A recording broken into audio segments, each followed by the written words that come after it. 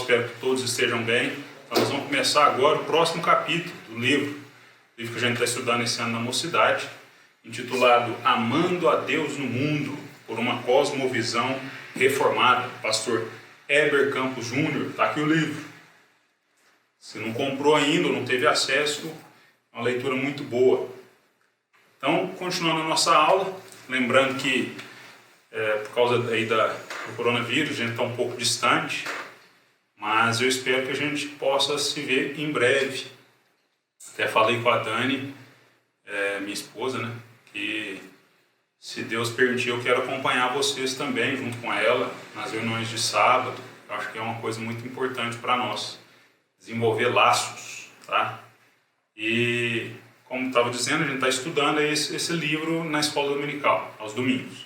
E por causa do coronavírus, a gente acabou perdendo algumas aulas e a gente está fazendo por esse método à distância, usando os recursos que nós temos também à disposição. Então vou continuar por onde os meus amigos já foram. A gente estudou até o capítulo 7. No último domingo, o Lucas Tech ministrou aula sobre o capítulo 7. No domingo anterior, o Jefferson ministrou aula sobre o capítulo 6. E hoje eu começo, continuando os nossos estudos aqui no capítulo 8 do livro. O capítulo 8 tem o título Pilares da Cosmovisão Reformada. E, especificamente, nesse capítulo, o pilar primeiro, que é o pilar criação. Só que, assim, a gente fala em cosmovisão, só que eu particularmente, acho interessante, importante, a gente sempre lembrar o conceito de cosmovisão que Heber Campos Júnior apresenta, que é, lá no capítulo 2, a gente assistiu essa aula foi presencial ainda. Lá no capítulo 2, o conceito dado foi o seguinte, vou ler aqui.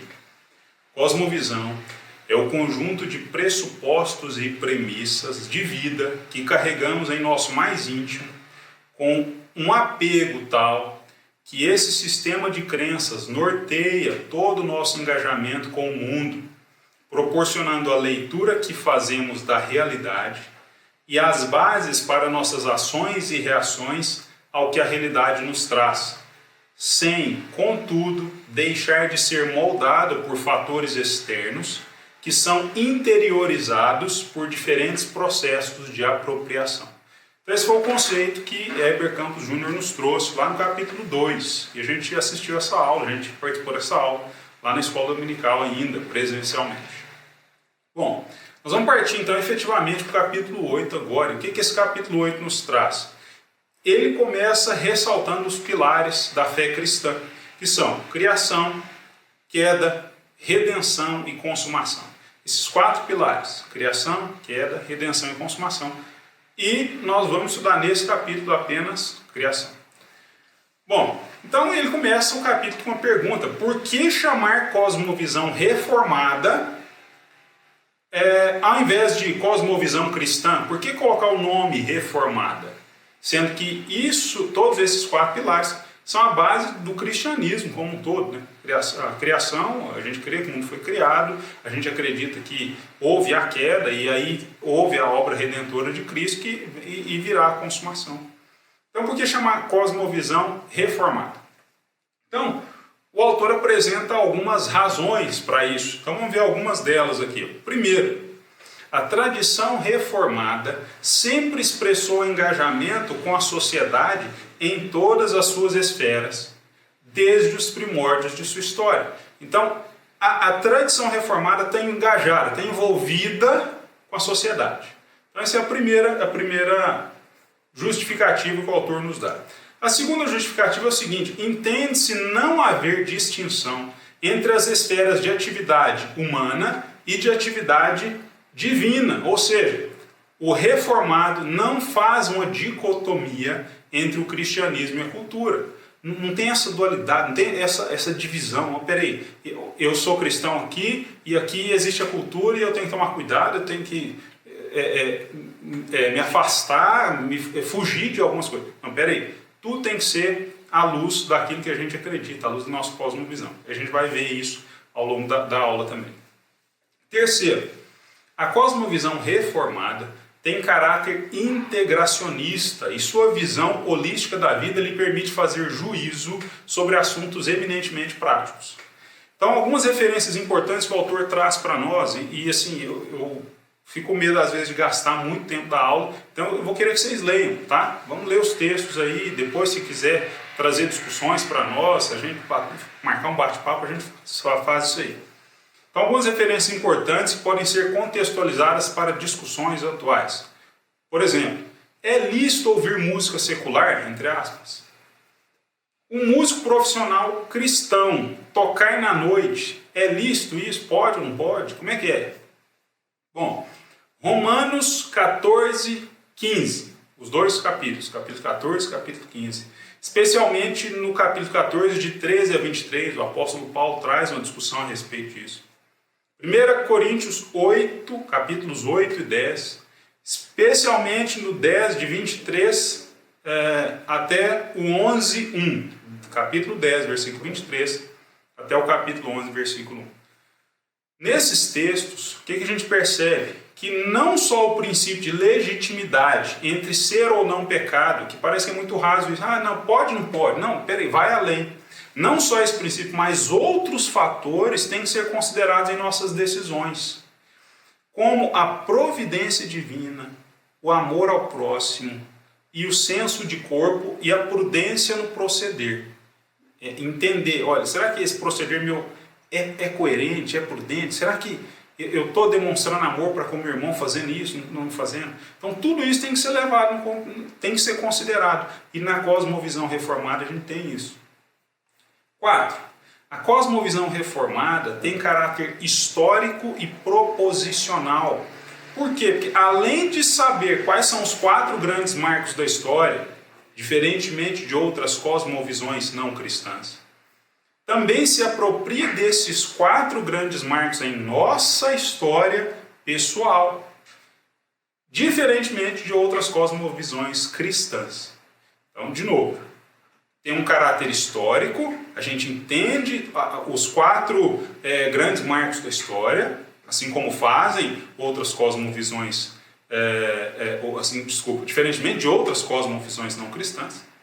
E além disso, isso não é só lá a história, isso se aplica para a minha vida, é pessoal, como não fazem outras cosmovisões cristãs.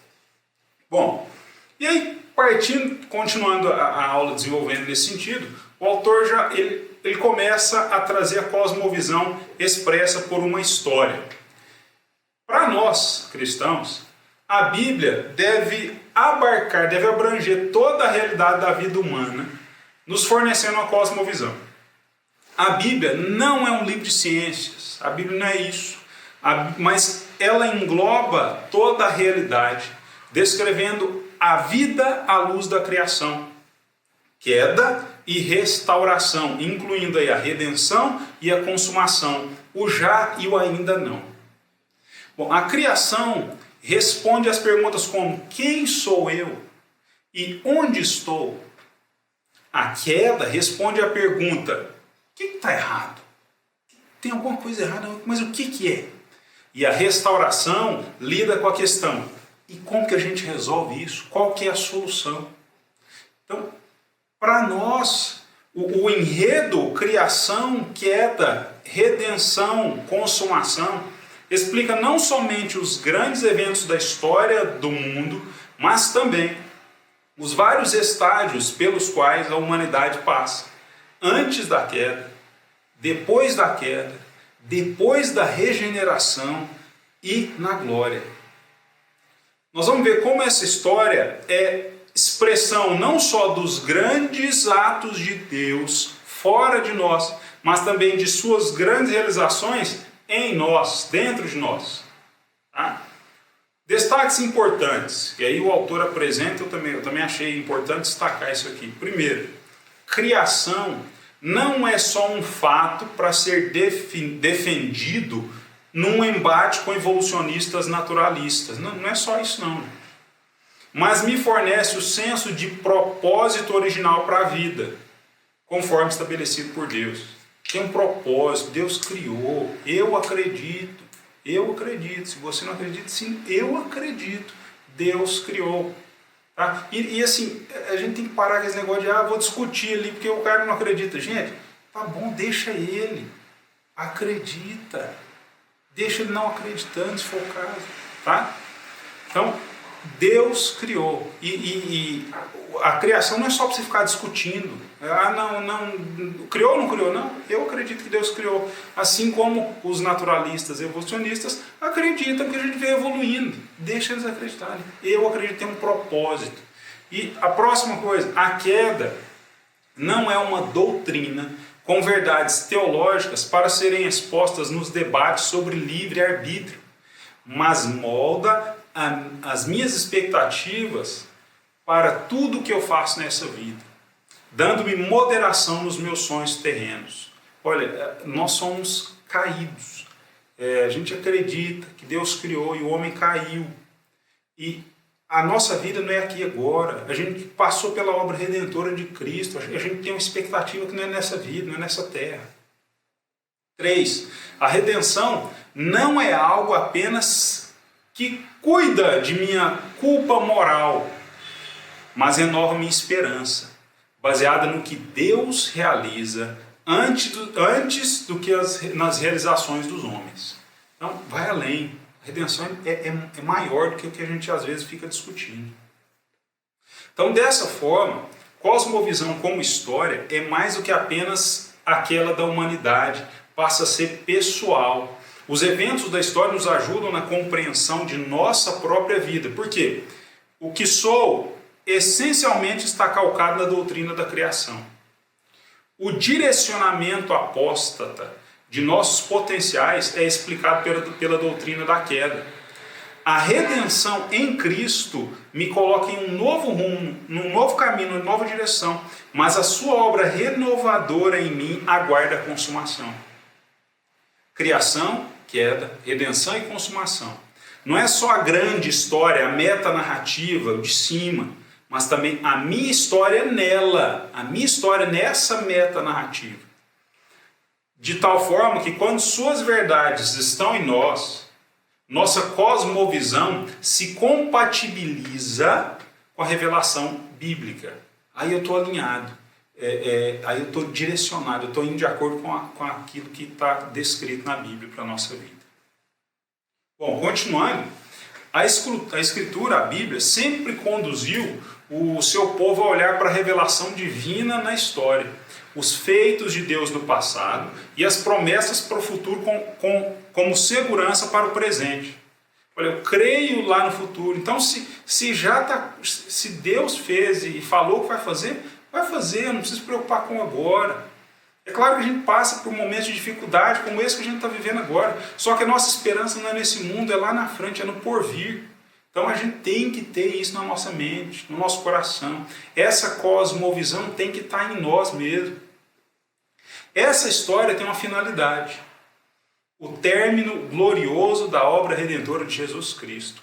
Cremos que vivemos nos últimos dias, Atos 2,17, 1 Coríntios 10,11, 2 Timóteo 3,1, Hebreus 1,2, 1 Pedro 1,5 e 1,5, 19 e 20 e 1 João 2,18. Aguardando o último dia, olha as referências, 1 Tessalonicenses 5,2, 2,2, 2 Timóteo 4,8, 2 Pedro 3,7, 10, 12 e Judas 6. Para que possamos nos deleitar no dia eterno. Está lá em Apocalipse 21, 23 a 25. Vamos então para o primeiro grande evento dessa história, a criação. Vamos começar na criação então, que é o foco desse capítulo. Então a gente fez uma introdução, apresentou sobre os 4 grandes marcos da história, a narrativa bíblica, e agora nós vamos adentrar especificamente na criação. Só que essa aula está dividida em duas. A primeira é que nós vamos parar num determinado trecho aí do livro, que eu vou mencionar, a hora que parar, e nós vamos continuar na outra semana, tá bom? Então, primeiro, a criação é o ponto de partida bíblico e alguns aspectos da doutrina da criação, comuns a diferentes tradições cristãs, devem ser destacados. Primeiro, Deus Criador. O Deus da Bíblia é extraordinário em poder. e chama tudo à existência pela força da sua palavra. Haja luz, houve luz. Então, Deus chamou tudo pela sua palavra, pelo poder da sua palavra. É o primeiro destaque aí. Deus Criador. O segundo destaque que o autor apresenta é a doutrina da providência divina. A palavra do seu poder, o poder de Deus, é também sustentadora de todas as coisas. Hebreus 1:3. Ou seja, Deus não é alguém que ocasionalmente intervém em nossas vidas, mas nos sustenta a cada momento. Terceiro, homem como imagem de Deus. O homem é criatura. Só que ele foi feito à imagem de Deus. E por isso ele tem uma posição exaltada na criação. E o papel de gerente da loja de Deus, que é a criação. A partir desse ponto, o autor apresenta alguns princípios importantes da doutrina da criação, que a tradição reformada tem refletido com mais profundidade. Então, nos últimos tempos agora. Então, alguns pontos. Primeiro, estrutura e direção. Estrutura e direção já foi discutido no capítulo 4. Quando existe uma estrutura que é boa, mas às vezes eu dou uma direção errada para aquela estrutura. Então, a aula foi ministrada pelo professor Danilo, este que vos fala, na sala dos jovens, nos dias 1º e 8 de março, esse ano de 2020. Então, a estrutura diz respeito ao potencial cultural ordenado por Deus e às leis que o regem. E direção diz respeito à participação humana no manuseio dessa estrutura. Então, estrutura é o potencial. E direção, como que a gente está usando. E aí, está usando legal? Como é que é? Então, estrutura e direção. Com base nisso, o autor destaca e traz um relato que as estruturas da sociedade, ciência, comércio, arte, política, educação, estão fundamentadas na criação de Deus e, portanto, participar delas é obedecer às ordenanças do Senhor. Peraí, Danilo, você quer dizer que eu tenho que participar da ciência? Claro, eu sou professor, eu me esforço por ser um cientista, dou o meu melhor, faço de tudo, me preparo, tento me capacitar. Então, eu participo da ciência. Minha esposa tem uma empresa, participa no comércio. Então, a estrutura existe. A gente tem que participar disso, a gente não está alheio a isso. Bom, tudo é criacional e, portanto, bom. Deus quer que a sua criação seja conhecida, ciência, cultivada, agricultura, apreciada, arte, governada, política, comunicada, educação. E assim que sua glória seja manifesta de múltiplas formas. É a multiforme graça de Deus. O autor apresenta alguns exemplos de atividades profissionais. Uma agrícola, em Isaías 28, 23 a 29. E outra artesã, em Êxodo 31, 3 a 5. Em que Deus se mostra envolvido com elas. E suscita ao menos duas implicações que estão, de certa forma, interligadas. Quais são? Primeiro, todo conhecimento, não só o religioso, é revelação de Deus. Ainda que o homem natural não reconheça isso, nós só podemos reconhecer a criação de Deus se Deus mostrá-la a nós. Então, de novo, nós só podemos reconhecer a criação se Deus a revelar a nós. E se a criação é o teatro onde Deus se revela, então cada componente da estrutura criacional funciona como um sinal que visa a apontar para algo além do sinal. Isto é, para o revelador de todo conhecimento, que é o nosso Deus. Explorar a criação sem chegar ao Criador é perder o propósito dos sinais que apontam para ele. A segunda implicação, então, do envolvimento de Deus com atividades profissionais é de caráter ético. Que isso quer dizer? Essa ligação demonstra como toda atividade na vida tem uma relação de amor ou desprezo para com Deus. Até a nossa atividade profissional é religiosa. Isto é, feita a partir de nossas crenças. A gente já discutiu isso. E calcada em nossas esperanças. Então, eu lembro que teve uma aula que a gente até discutiu que o ensinar, a educação também a nossa cosmovisão está envolvida no processo de educação. As nossas crenças guiam a forma como a gente conduz nossa vida. Então isso é religião, isso é o que está te guiando. Então, a nossa atividade profissional é religiosa. Por isso, os reformadores tratam toda profissão como vocação. Vejam que exemplo interessante o autor apresenta no livro. Quando um sapateiro perguntou a Lutero o que ele deveria fazer agora que era um cristão, Lutero lhe disse: faça um bom sapato e venda por um preço justo. Bom, precisamos nós aqui entender isso e aplicar em nossa profissão, qualquer que seja a nossa profissão. Jesus não era agradável ao Pai somente nos 3 anos que ele assumiu funções redentoras, nos últimos 3 anos do seu ministério. Olha, os outros 30, não serviram para nada? Sim, ele agradou ao Pai nos outros 30 também. Às vezes a gente olha e fala, e imagina, e não sei o que a gente pensa, como se os 30 primeiros anos de atividades fossem seculares, fossem separados da vida dele, das atividades redentoras dele nos 3 últimos. Parecendo que ele não cumpriu a vontade de Deus. Cumpriu sim. Então você lá no seu trabalho, eu no meu trabalho, estou cumprindo a vontade de Deus. Meu trabalho é vocação. Eu estou lá porque Deus me colocou lá, tem um propósito.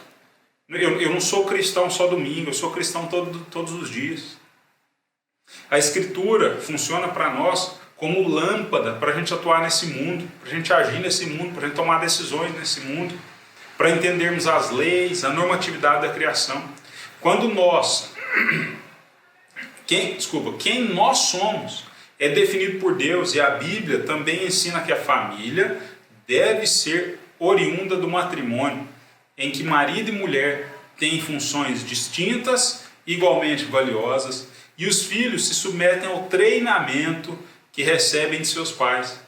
Essa normatividade, tanto do casamento quanto da família, é intrínseca à estrutura criacional.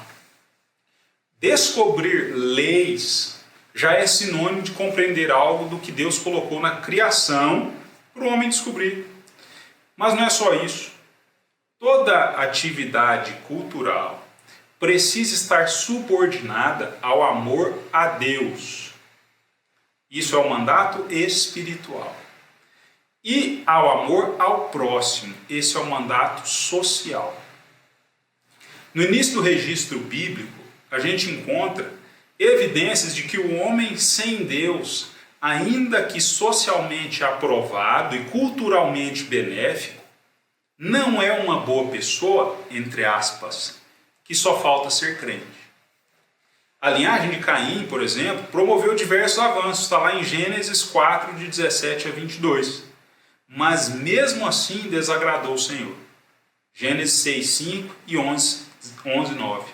Então, ter as potencialidades culturais e agir baseado nelas não é um sinônimo de cumprir o mandato cultural.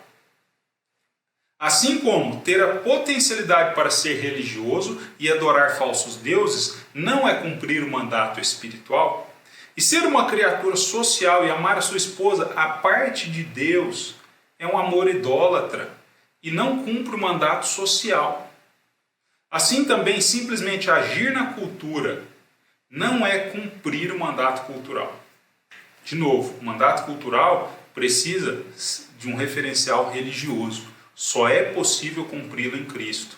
Mandato cultural precisa estar subordinado ao mandato espiritual, amor a Deus, que é o mandato social, amor ao próximo. Mandato espiritual é prioridade, seguido de mandato social. Jesus só falou de 2 grandes mandamentos: amar a Deus, mandato espiritual, e amar ao próximo, mandato social. Não há um terceiro grande mandamento para amar a criação. Na verdade, o mandato cultural está subordinado aos dois anteriores, porque ao cuidarmos e explorarmos devidamente o jardim, nós honramos a Deus e servimos ao próximo. Isso é o que eu tinha para discutir com vocês hoje, para trazer, para a gente refletir. E que nosso Deus toque na sua vida, toque na sua mente, para a gente tentar entender. Às vezes é difícil a gente compreender isso. Essa leitura está sendo muito boa para mim também. Está aqui o livro de novo. Amando a Deus no mundo. Então, ore, peça a Deus. Não entendeu, volta. Vamos discutir depois. E espero que em breve a gente esteja junto novamente para conversar mais, conversar pessoalmente, olho no olho. E que esse tempo traga uma revelação de Deus para a sua vida, esse tempo de quarentena, de isolamento. Peço a Deus que toque nos corações de vocês, nos nossos corações, abençoe a família de vocês, abençoe a minha família, e que nós estejamos juntos em breve, tá bom? Então, até aqui a gente parou, mais ou menos na metade do capítulo 8. No próximo domingo eu vou começar especificamente com o mandato cultural, que é aí na continuação aí do capítulo 8, e a gente termina depois nossa aula e o capítulo 9 já está com um dos outros dois aí, eu não lembro agora se é o Lucas ou se é o Jefferson, mas está com um deles, tá? Deus abençoe vocês, tenham um excelente domingo e até a próxima. Um abraço.